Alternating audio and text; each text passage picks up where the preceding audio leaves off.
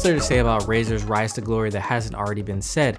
They consistently put out banger mice. They've literally changed the game for the better. They've even righted some of the wrongs, bringing some of their older mice back and coming out with newer versions with better sensors, lighter weight, just like the mouse we're going to be reviewing today, the Orochi V2. Now this is a direct competitor to the Logitech G305, so for you G305 users out there, you're definitely going to want to stick around for this mouse. And if the G305 kind of worked for you before, but not all the way, this mouse offers some unique design choices that actually make this viable for some people that the G305 didn't work for. Now in the box it's quite simple. You'll get the mouse, you'll get the AA battery. What's special about the Orochi V2 is that you can take off the top shell, revealing 2 spots for batteries, one with a AA and 1 slot for a AAA battery. You don't need both, you just need one or the other. They also have a 2.4 gigahertz receiver in there as well, so this opens up a lot of options when it comes to color shells. They have a whole new custom line now where you can dress up and design the mouse with different colors using the top shell. Now I would also love to see them expand this into like what Xtrfy did with the M4 II and maybe put some different shapes on there as well, one with more of a hump or less of a hump. That would be pretty cool, but since this mouse is mostly filled out with plastic, you can only change the shape so much. I must say the build quality of the Orochi V2 is spectacular. They have these new PTFE feet on here and they feel better than the previous generation that Razer put out.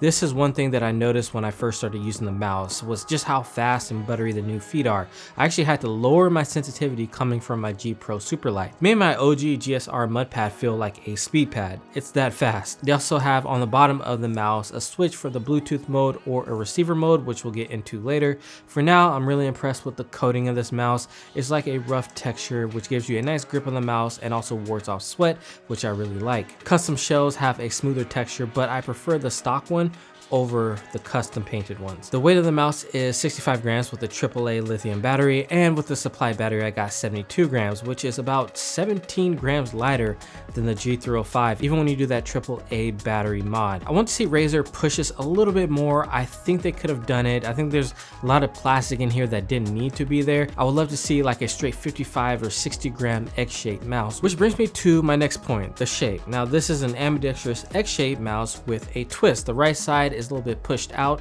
I guess it's not really ambidextrous then. And then the left side is a little bit concave where you can fit your thumb in there. So this makes it more comfortable for palm grip users who rest their fingers on the right hand side. And not only that, you'll have a nice hump in the middle, which makes it a little bit bigger than the G305, which was on the flatter side. And this actually makes it more viable for palm, whereas the G305 was damn near impossible to palm for most people. Another thing that I really like about it is that it's a little bit wider as well, which means it's going to be more comfortable for us medium hand and large handed users. We're not going to be stamping a ticket to Cramptown with this mouse. Now at the end of the day, this is a great mouse for small handed users for all grip styles since it is such a short mouse. I know people are going to ask me how this compares to the Viper Mini. I still prefer the Viper Mini's back and hump to this one. The X shape is a little less comfortable to me, but put your hand into more of an aggressive claw grip instead of relaxed. The Viper Mini is also a little bit longer. I do however find this more comfortable than the Hottie S or the MM711's humps. My hands are 19 by 8.5 centimeters, and when I claw grip this mouse, I feel like I have to curl my fingers up a little bit more than I'm used to. So if you're a relaxed claw grip user and you have medium hands or large hands, I probably wouldn't get it for a relaxed claw. If you're more of a claw grip user, like a straight up claw, and you curl your fingers a lot, it'll work for you. Also, if you have medium hands or large hands, of course, it's going to be so short that it's going to be great for fingertip grip, which is actually my preferred grip. But it does have that nice butt at the back, which makes it great for claw. Fits into your hand perfectly. It's very comfortable. I like it. There's something about this mouse when you have your fingers curled up and the butt planted into your palm.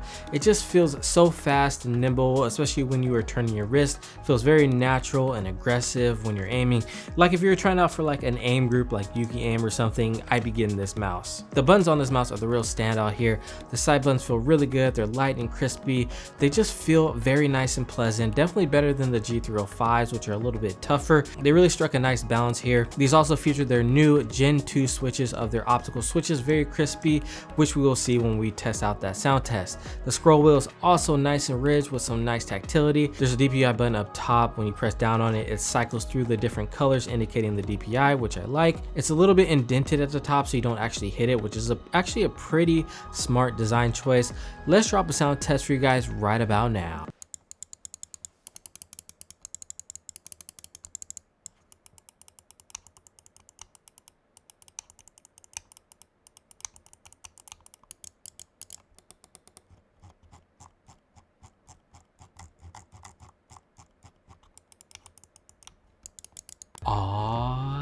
Yeah, feels good to be back. Now the battery is rated at 950 hours with Bluetooth. I wouldn't use this for gaming in that case because the polling rate is only 125 Hertz, which is the amount of times the mouse will be communicating with your computer. So let's say it communicates at the bottom left and you move it towards the top right. It'll only show you a few movements between there and there. It's gonna look like your cursor is jumping all over the place, which is obviously not ideal when you're in game. Only use this if you're going on productivity mode and you want to save some battery. Instead, you want to use that 2.4 gigahertz receiver, which is rated at 425 hours. This is 200 hours more than the quoted Logitech G305 battery life. Razer's just really showing off at this point, and it's not even funny. Razer Synapse is a software still. It allows you to change the DPI and the button assignments. There's no RGB on this mouse, so you don't really have to worry about controlling it. Their sensor, they're using their 5G sensor, a 3389 variant, which goes up to 18,000 DPI. It's very accurate. I had no issues with it in my time with it. Gaming felt great with this mouse. It's the X shape for me. Like I said, these PTF feet are fast AF, even on my Zowie GSR mud pad. It took a little bit of time to adjust more than the shape itself, which is very comfortable. If you love the G305, needless to say, you're gonna love this mouse. It's just a better version of that mouse. It's very well balanced, very snappy, comfortable. There's a lot to love about this mouse. Like I said, I could see this becoming very popular within the aiming community. All right, guys, that's gonna do it for this review of the Orochi V2. Excellent mouse, especially if you love the X shape. It's back. It's been your boy BT. Don't forget to like, share, comment, and subscribe if you like this video, and I will see you in the next one. Peace.